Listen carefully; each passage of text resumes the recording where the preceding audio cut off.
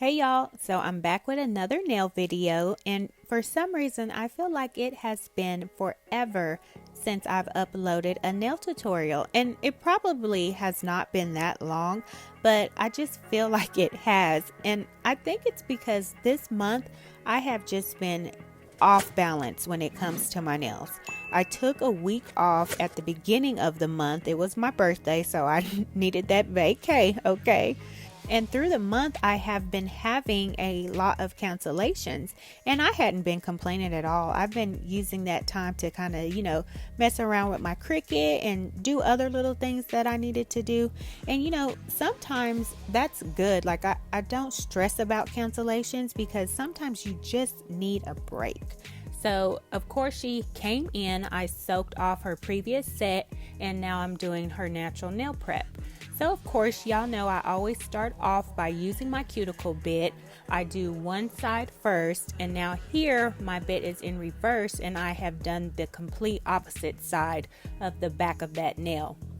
Now I'm coming in with my sanding band, and I'm just going to etch her nail plate.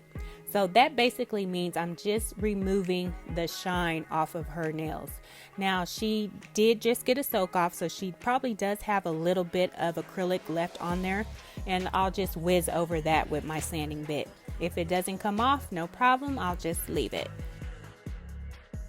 And even though I had a little small break from work, I was still fully consumed with nails, y'all. It does not turn off for me. But just, I've been going over a lot of course, my crafting. I've been making a whole lot of stickers that I feel like I will need for the salon.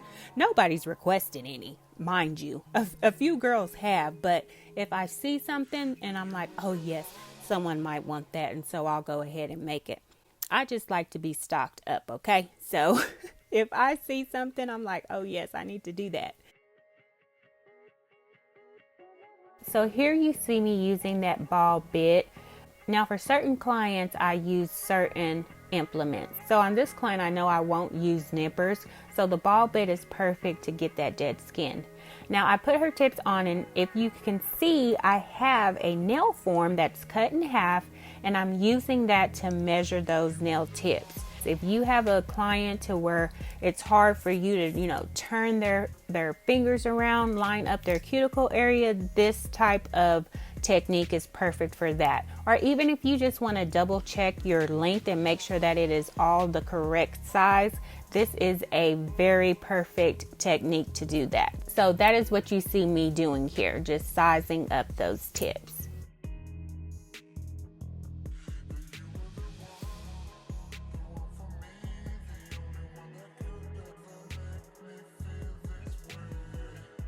So once I have all of the length done on this hand, of course, I'm going to come to the other hand and I'm going to cut those down to size. Now, once I finish doing that, I'm going to come back to the first hand and start matching these up.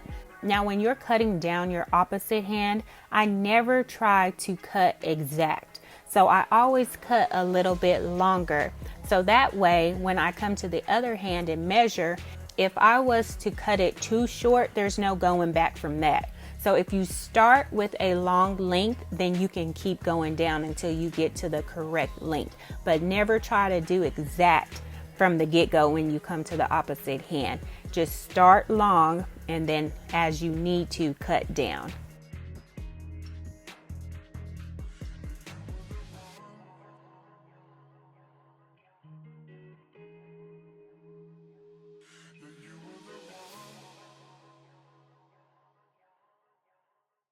And she's going for a coffin shape. So I'm taking my scissors, y'all, and I'm only nipping the sides of that free edge. So I don't want to take off a lot because these are already those ballerina tips. So they already have that narrowness.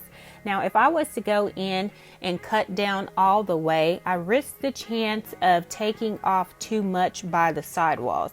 Now, once you do that also, it's a done deal. Sometimes I just go in and take a little bit off of the sides right there at the tip, and that'll allow me to get that straight, and then I'll make it even with the sidewalls, with the natural sidewalls. Now I'm going to come in with my hand file, and I'm just going to sharpen up those tips. I'm not going to try to get it perfect, but I'm going to get them started in the direction that I want them to be. So don't try to go all in on this part. You don't have to, because you're going to do more filing towards the end. So to start my application, I'm going to start on the ring finger, and I'm only applying a clear base. So this finger, I'm going to be applying some dried flowers.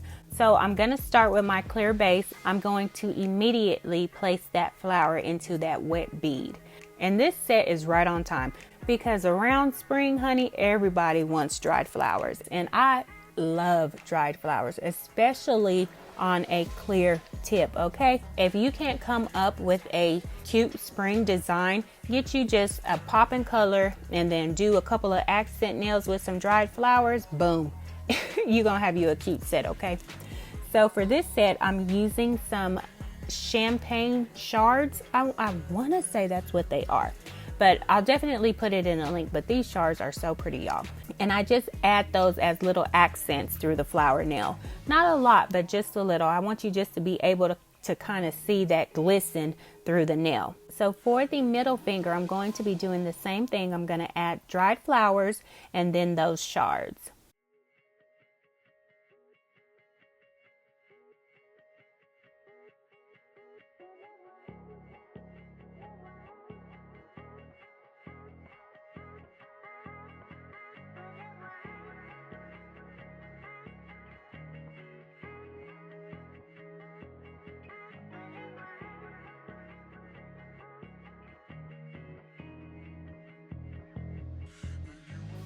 So I'm going to come back to my ring finger, and this one is going to be pretty much a ombre fade.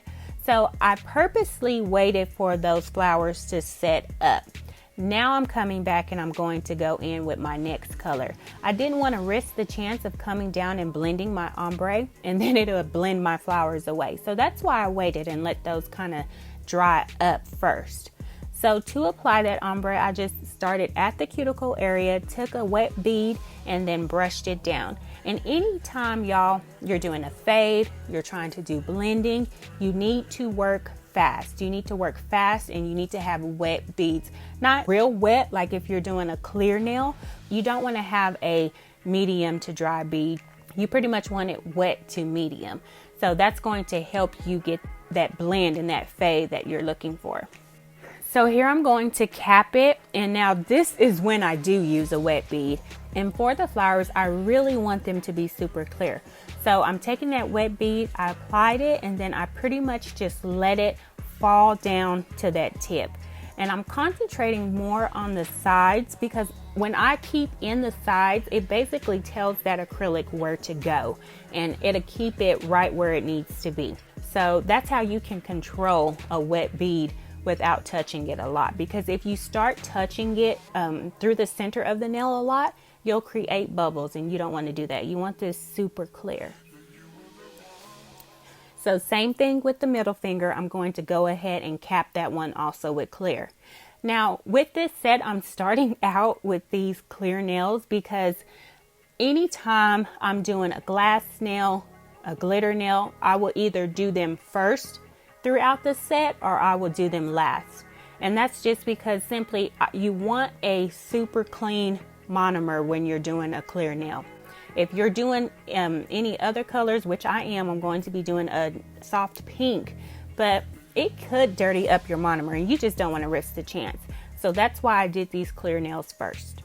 And as you can see, I'll jump back and forth. So I'll apply one clear bead to one hand, and then I'll move to the next end and apply another wet bead. I don't want to keep applying wet beads right after each other, one after another, because then it'll all just kind of melt in as one, and you'll be forever trying to add up strength for that bead. So that's why I kind of give it time to set up, move on to another finger, and then I'll come back.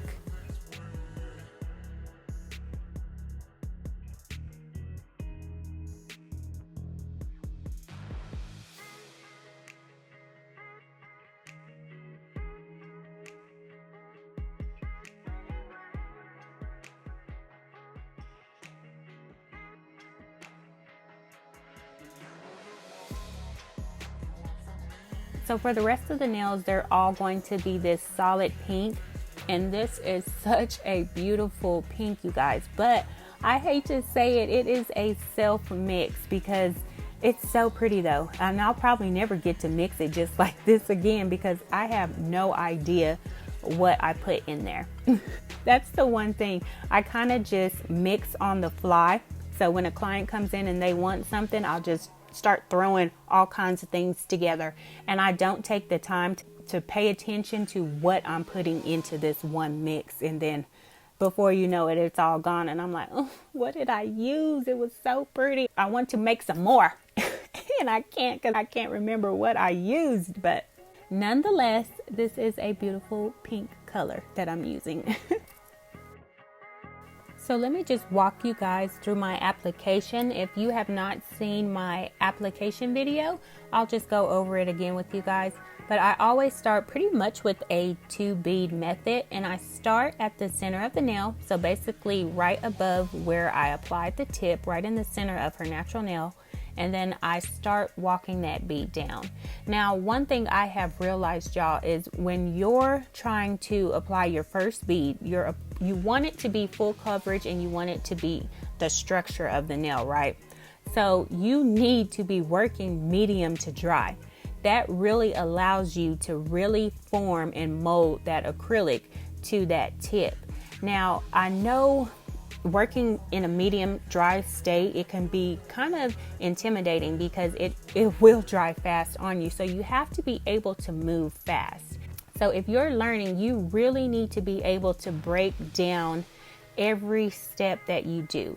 Everything that I do, y'all, is for a reason. So if I'm using this bead at a medium to dry speed and I'm walking it down, it's because I want that structure there and I want that opaqueness there. So when I come to the cuticle area, I'm using a more wet to medium bead. Everything is done with purpose. So a lot of times, especially when you first start, you kind of just apply as you go and you're really not thinking about what you're doing or why you're doing it. When you start realizing how to work the acrylic, how to move it, and make it do what you want it to do, then everything's going to change for you. So it's all about knowing how to control your acrylic. You have to know when to pat and when to swipe. Those are the most important things when you're applying a application to the nail. Know when to pat and know when to blend.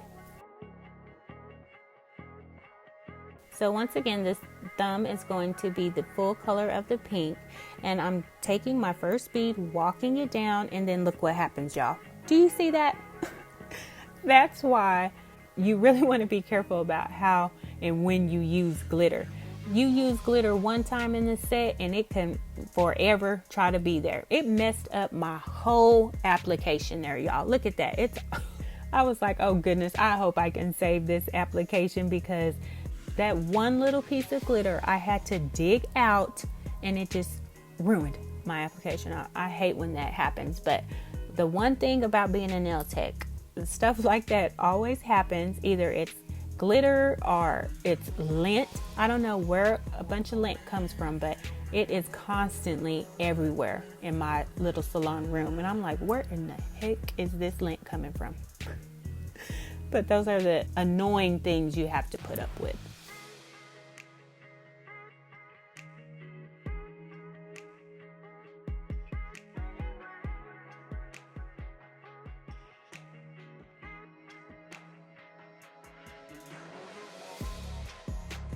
So that's it for the application. Now I'm going to come in and start my finish filing process. If you have not seen my filing video, go check that out because I pretty much do the same thing in all of my videos. Well, I use the same technique. I don't do the same thing, but I use the same technique. I always do my application pretty much the same, and I pretty much always do my filing the same. So if you haven't checked that out, I go into more detail about that in my shaping video. And I have an application video if you want to check that out also. But I've realized too, a lot of times I would spend so much time at the beginning trying to shape my tip so perfectly. But if you know you're going to do something again in the set, then don't take so much time on it the first go around, because you're going to come back and you're going to perfect it at the end. So that's why I say don't do that. Don't waste your time, because that's how I'm trying to minimize my time too, by looking where at in the set I take up too much time. So there's some places where you can for sure take your time, and then there's some places where you don't need to really be trying to be extra, which I was trying to be extra throughout the whole set, y'all. So I've been having to try to check myself when it comes to that. And like I said, for this set, we're going for a coffin shape. Another thing, if you're already using ballerina tips, these tips are already in that general shape. So don't foul off too much. I noticed too that that's what I used to do. I would make it too skinny, and then it'll just be looking like a funny coffin. So if that's one thing I can tell you, don't over foul when it comes to your shaping. If you have your side walls matched up with the natural side walls, then all you need to do is match that up to your tip. So once I'm done shaping that and getting that sharp shape, I'm going to come in and start working the body. I'm using my safety bit here, and y'all, I absolutely love this bit. First of all, it's a safety bit, okay? And if you're like me, you need that. You don't want to be cutting nobody. You don't want to hurt nobody. So I always only use a safety bit. This one I got from Amazon. I'll make sure to link it in the bio. But after I do all of the nails, like I said, I'll go through, and the only thing I'm taking off right now is just any basically bumps, or if there's too much acrylic in some spots, I'll go ahead and remove that. And also underneath the tip, if I've gotten some acrylic underneath there, I'll go in right now and take that out with my safety bit. So once I use the safety bit for the body, I'm going to come in with my sanding band, and the only thing I'm pretty much doing here, you guys, is flushing out the back of the cuticle area.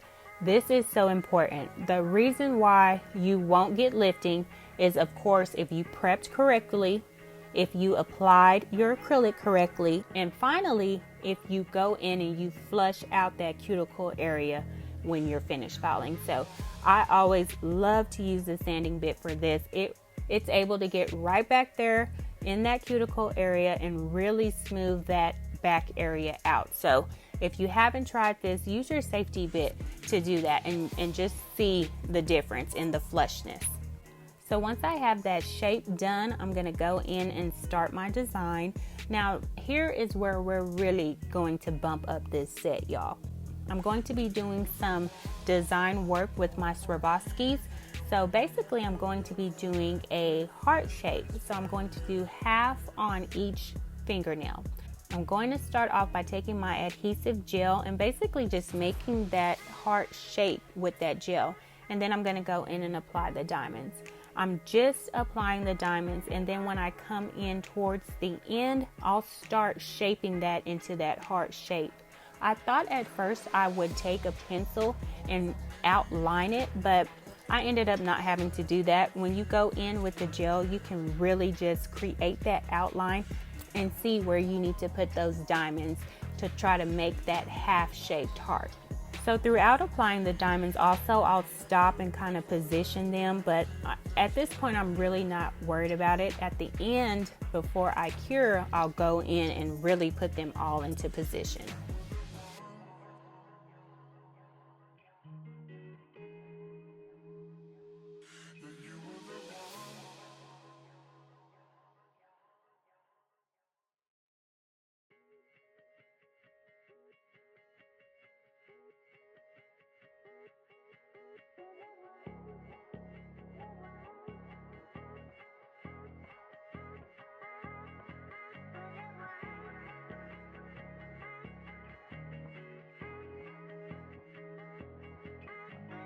And also when you're working with a bunch of diamonds, I'm going to utilize my little LED flashlight. So as soon as I have it into the shape that I want, I'm going to just flash cure it and make sure that it stays put while I'm still working on this nail. Because I'm going to go in at the top of the heart and kind of just add a little bit of diamonds up there also.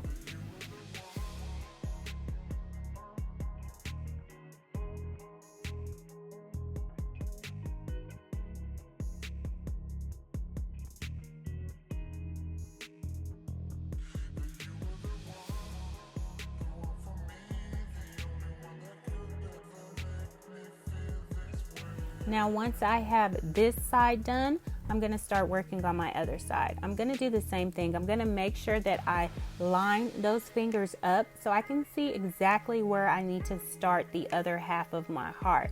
Now like I said, if you're not comfortable doing it like this, you can always go in and take a pencil and just lightly draw it and then go in and fill in your Swarovskis. And that is pretty much it. It is so crazy how diamonds can really just add like that final touch to a set. I absolutely love using diamonds. I think pretty much for myself, I always use diamonds. I prefer them. Ain't nothing like a little bling, okay?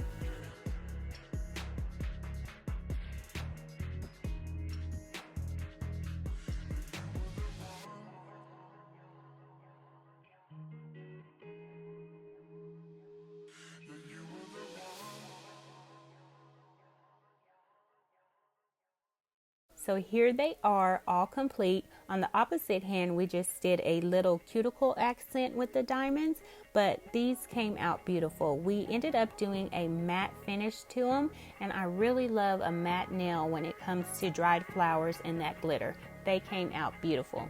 So thank you guys so much for watching. Please like, comment, and subscribe, and I will see y'all in another video.